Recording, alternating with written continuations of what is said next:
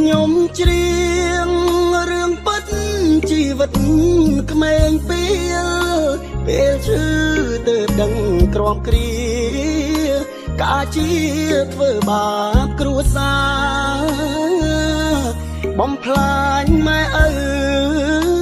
បំផ្លាញមនុស្សក្បែរកាយាដល់ឈឺទៅទឹកនេត្រាចោទថាលោកាអបព្រៃមិត្តភក្តិគូកូនបំពន់ទុកសោកផ្លូវត្រូវមើលឃើញស្មោកគ្រោកដៃលូកស្រវាផ្លូវខុងលុយឲ្យទៅរៀនខ្ញុំបែកកិច្ចសាលាសង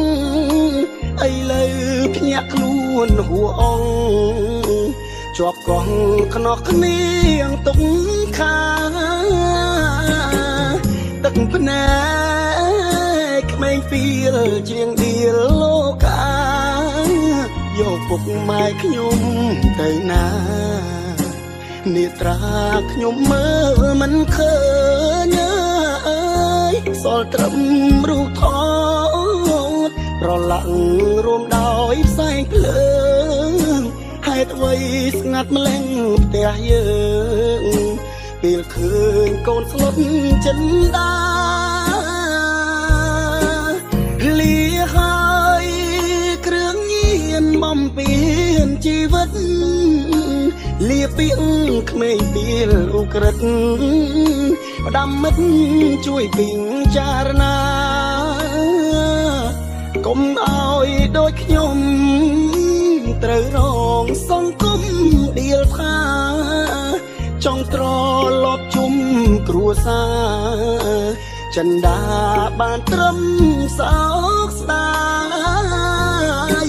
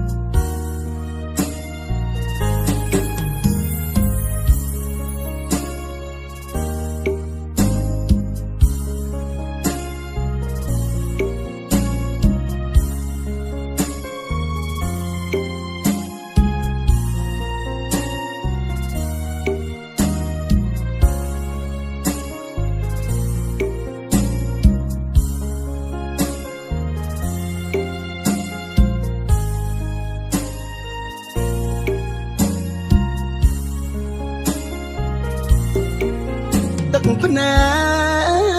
កក្មេងពីលជាងឌៀលលោកាយកពុកម៉ែខ្ញុំទៅណានេត្រាខ្ញុំមើលមិនឃើញអើយសល់ត្រឹមរូបថតប្រឡាក់រួមដោយផ្សែងភ្លើងហេតុអ្វីស្ងាត់ម្លេះផ្ទះយើងពេលឃើញកូនស្លុតចិនដាលាហើយគ្រឿងញៀនបំពេញជីវិតលាពីក្មេងពីលឧក្រិដ្ឋផ្ដាំមិត្តជួយពិចារណាកុំឲ្យដូចខ្ញុំត្រូវរងសង្គមដៀលថាចង់ត្រឡប់ជុំគ្រួសារចិនដាបានត្រឹមសោកស្ដាយ